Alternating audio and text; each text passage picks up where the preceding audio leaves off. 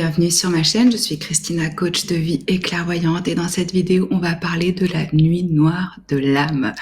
Au moment où j'enregistre cette vidéo, on est à la fin de la saison du Scorpion.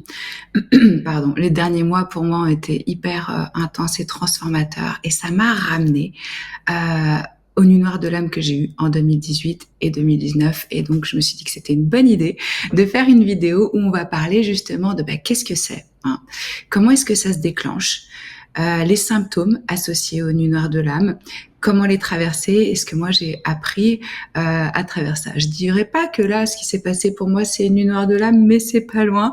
C'est plutôt une élévation spirituelle, mais comme j'en avais déjà vécu plusieurs, ça se vit différemment. Donc voilà, si ça vous intéresse, restez avec moi, c'est les points qu'on va voir aujourd'hui. Alors, pour savoir comment la traverser, cette nuit noire de l'âme, on va déjà ensemble la définir. Qu'est-ce que c'est une nuit noire de l'âme? En fait, c'est une expérience que la plupart d'entre nous vont traverser au moins une fois dans leur vie, si c'est pas plus.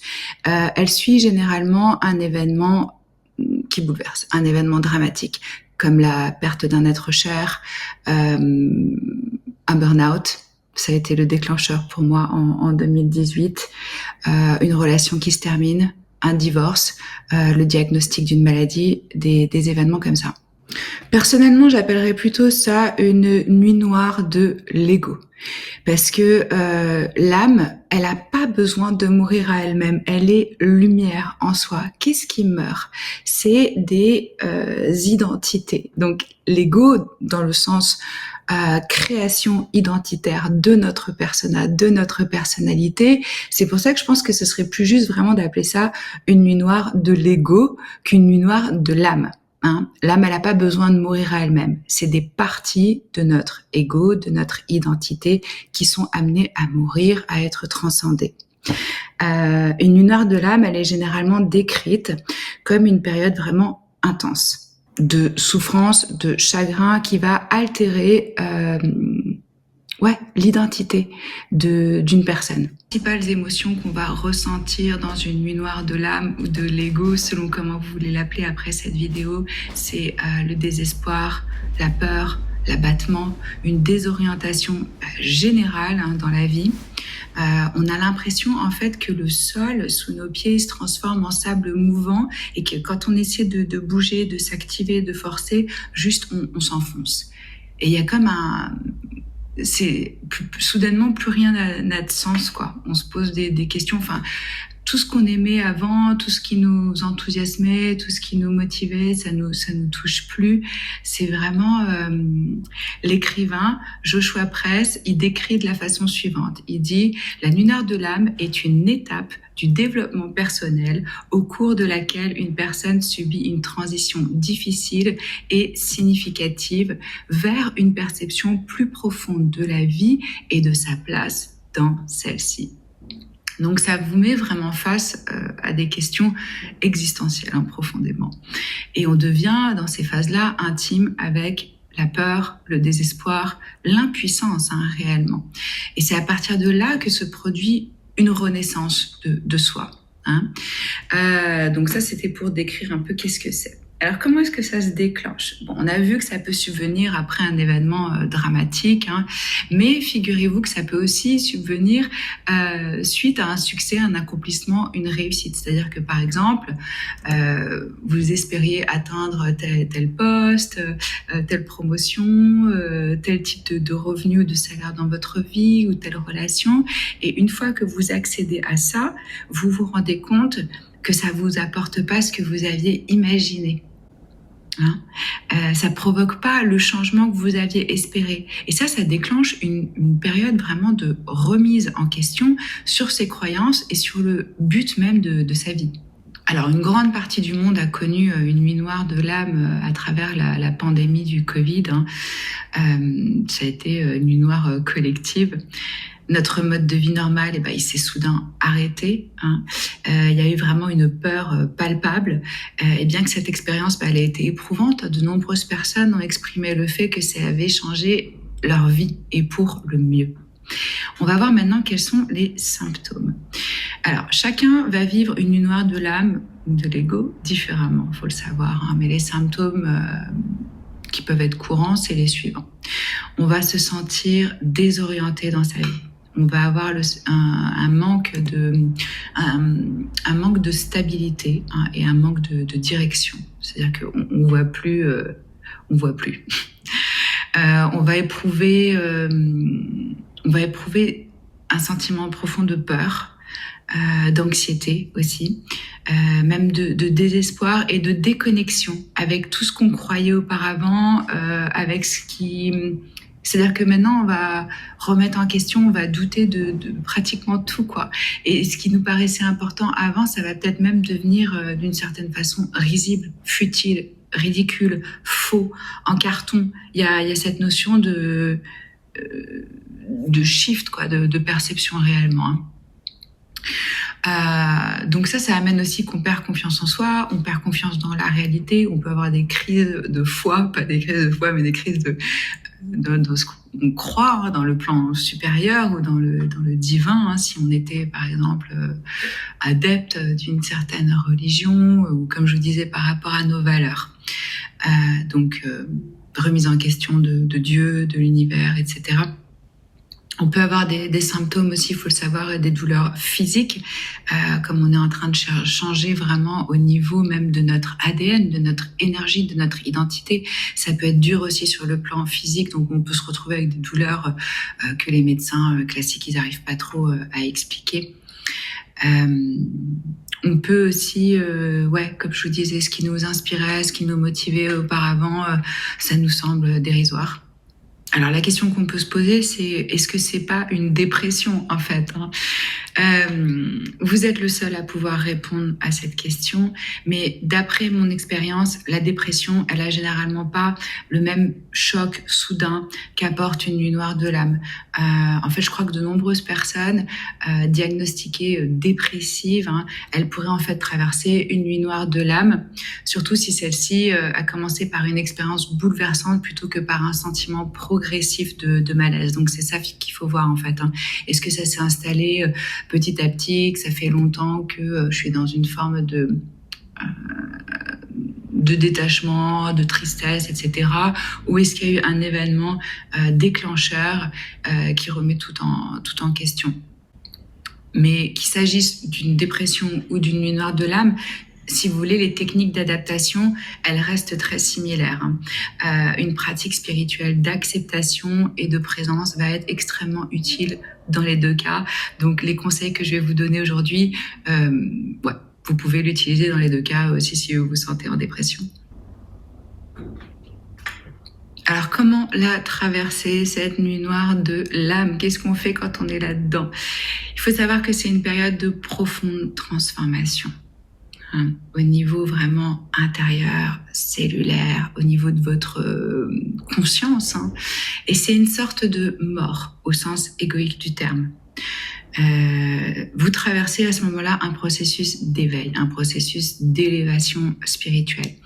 Et bien que c'est différent pour chacun, il y a des techniques d'adaptation intemporelles, hein, qui vous serviront de soutien lorsque vous vous sentirez perdu, effrayé ou dépassé par cette phase.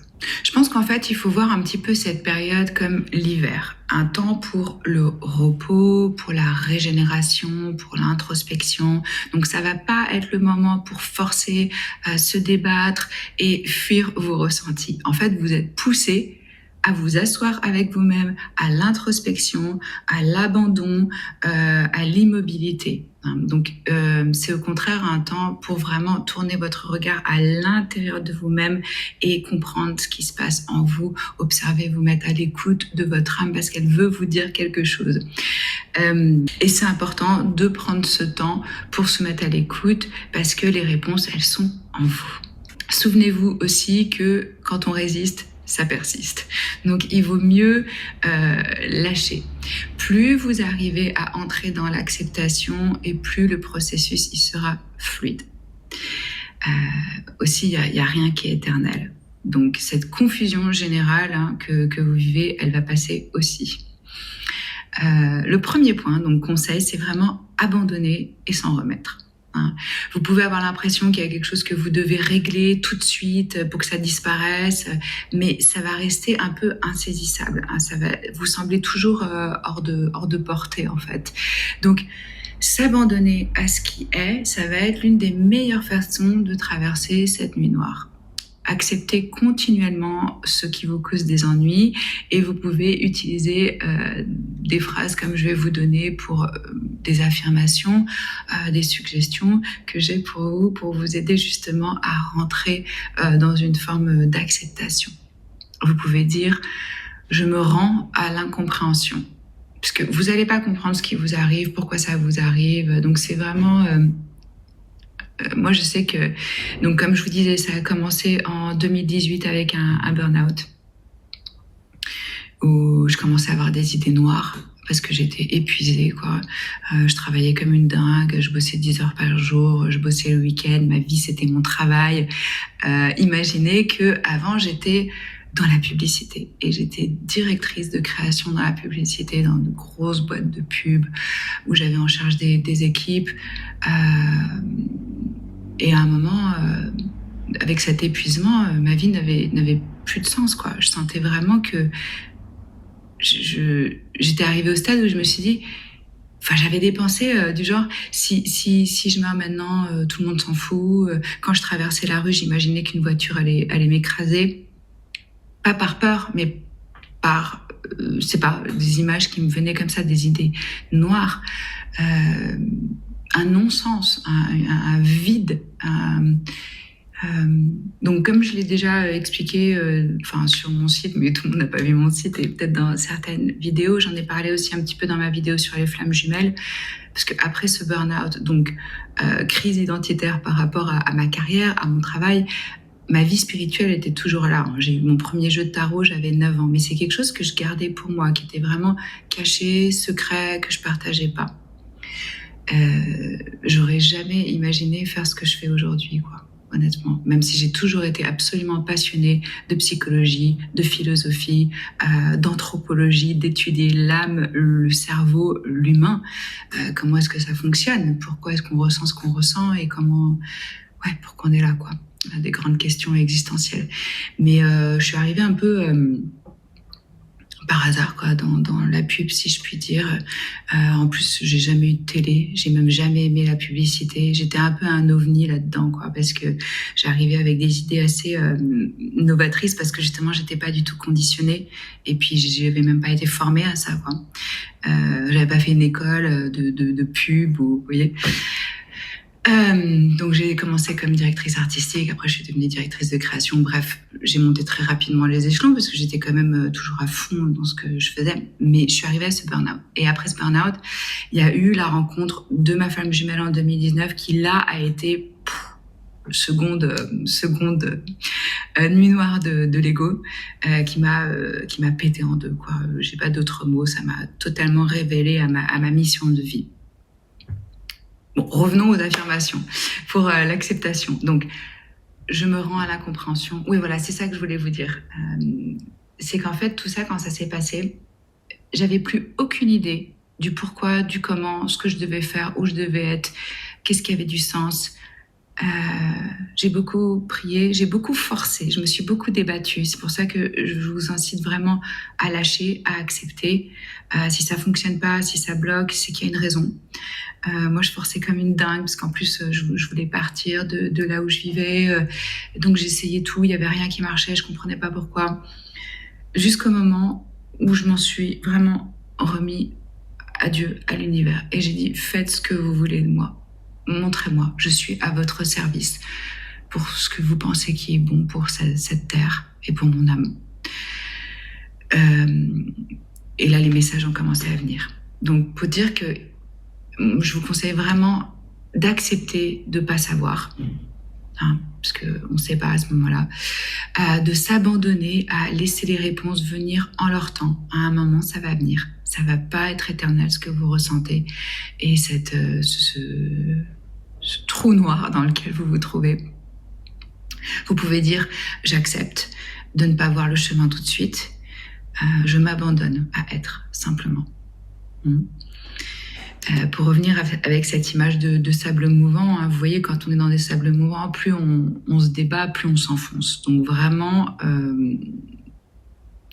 on peut pas avancer dans l'obscurité. Ça veut dire qu'il y a un moment, la solution elle réside dans le fait de rester immobile, d'accepter ce qui est, hein, et d'accepter que les choses elles soient pas claires pour le moment.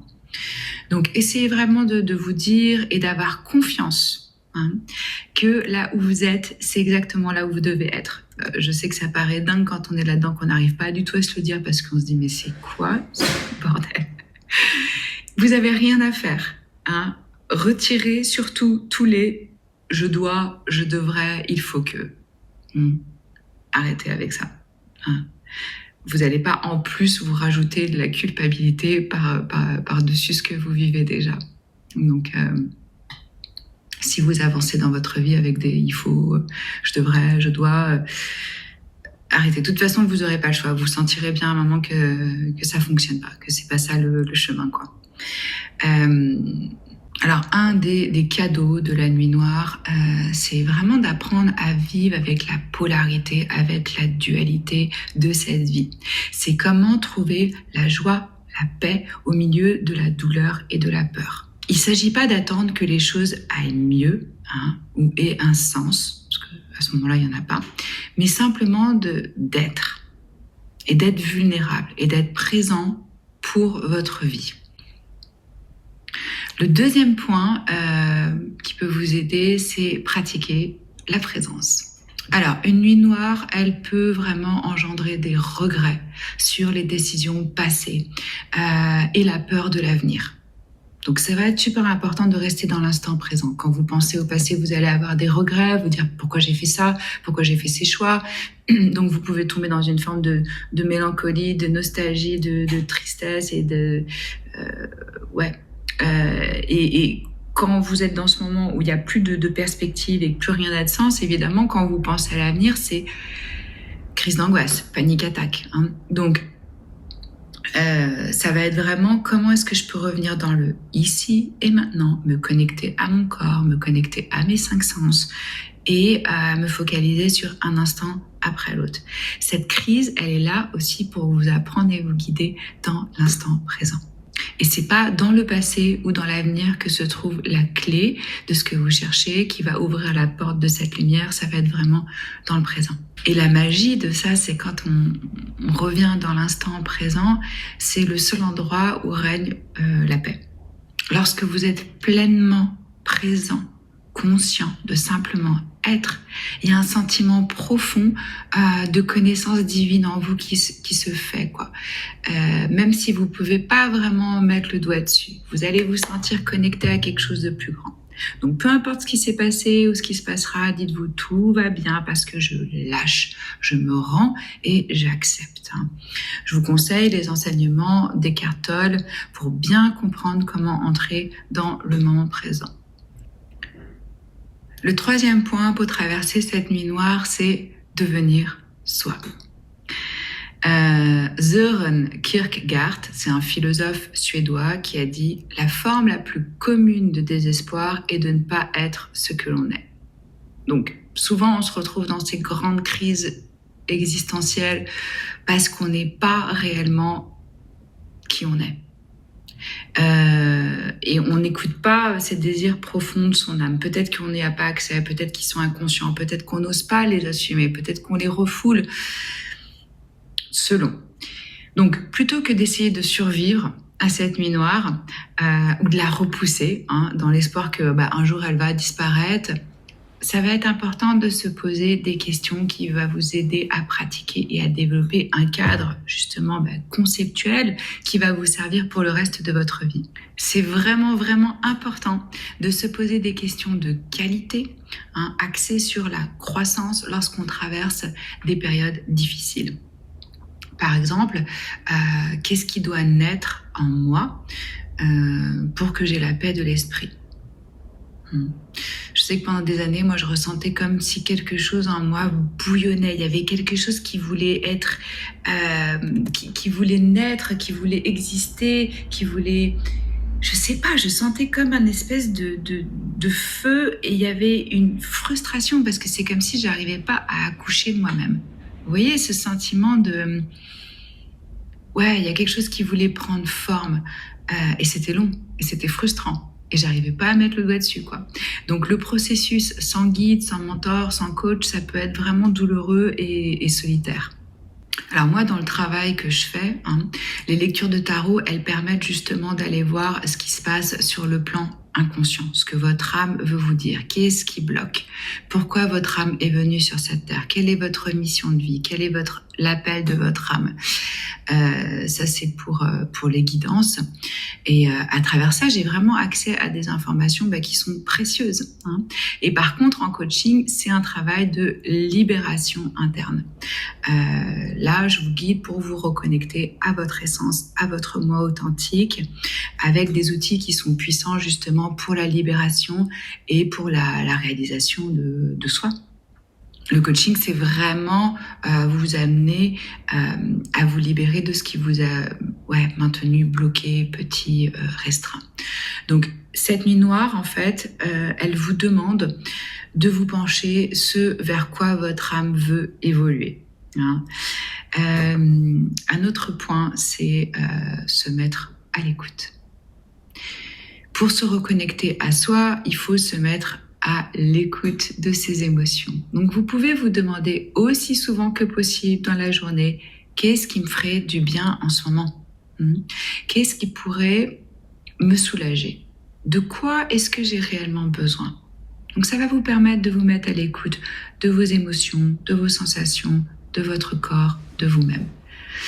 Et lorsque vous faites cela, vous vous rapprochez littéralement de qui vous êtes. Et les choses, elles vont commencer à couler et vous serez alors plus présent et plus détendu. Peut-être que vous ressentez l'envie de prendre un long bain, de faire une promenade, d'appeler un être cher, de vous coucher tôt, de vous préparer un bon dîner, selon. Respectez votre rythme et les besoins que vous avez. Et en pratiquant l'écoute, justement, vous constaterez que vous êtes conduit vers ce que votre âme veut explorer, vers ce que vous êtes prêt à percevoir et à comprendre. J'espère que ces points, ça vous aide à savoir comment traverser ces périodes. Maintenant, on va parler de ce que j'ai appris. Ces nuits noires de l'âme, de l'ego, elles vous rapprochent toujours de vous-même, de là où vous devez être, de qui vous devez être et de ce que vous devez faire. Moi, j'ai appris à m'abandonner, à l'inconnu, à laisser tomber les attachements que j'avais envers les autres, envers les lieux, envers les choses, à ressentir réellement l'immense beauté et l'amour dans la présence, dans le fait simplement d'être. Et comme je vous disais, j'aurais jamais imaginé faire ce que je fais aujourd'hui et vivre de cette façon-là. J'ai dû lâcher en fait tout ce qui faisait de moi ce que j'étais à l'époque. Ma carrière, ma position, mes relations, mon environnement, pour suivre cet appel. Et ça m'a donné une foi inébranlable. Et ça m'a prouvé que tout était parfaitement, exactement comme ça devait être. Qu'il y avait un grand plan divin, que j'étais soutenue, que même si je comprenais pas pourquoi les choses elles se passaient de cette façon-là, il y avait un sens. Maintenant, quand je regarde avec le recul, je comprends exactement pourquoi ça s'est passé comme ça. Et c'est merveilleux parce que maintenant, là, les derniers mois qui ont été très difficiles pour moi, crise identitaire, à nouveau d'une certaine façon, et aussi ce que je pensais vouloir et désirer, je me suis rendu compte que c'était pas ce que mon âme désirait, c'était ma tête, que j'agissais encore sur une vieille perception de moi. Bref. Et là, j'arrive à le traverser vraiment avec confiance parce que je sais que ça a un sens. Même si là, je le vois pas et que je le comprends pas. Voilà. Donc, il y a un grand plan. On est co-créateur avec l'univers, oui, mais on est soutenu. Et cette obscurité, elle est terrifiante. Mais moi, elle a illuminé vraiment si brillamment la lumière, que l'obscurité, elle était plus terrifiante. Et c'est comment j'arrive à unir les deux en moi, cette part de lumière et cette part d'ombre, et à danser avec et à embrasser ces deux parties. Je me suis sentie en sécurité dans les deux. Maintenant, je me sens en sécurité dans les deux. Et j'ai pris conscience aussi que lorsque je suis présente et que j'accepte, tout vient à moi, naturellement. Les choses se font naturellement. J'ai même pas besoin de forcer ou d'essayer de faire quelque chose. Alors évidemment, ça a changé profondément mon niveau de conscience, ma compréhension, mes valeurs. Je pense que je suis plus moi-même que je l'ai jamais été, plus entière, plus libre.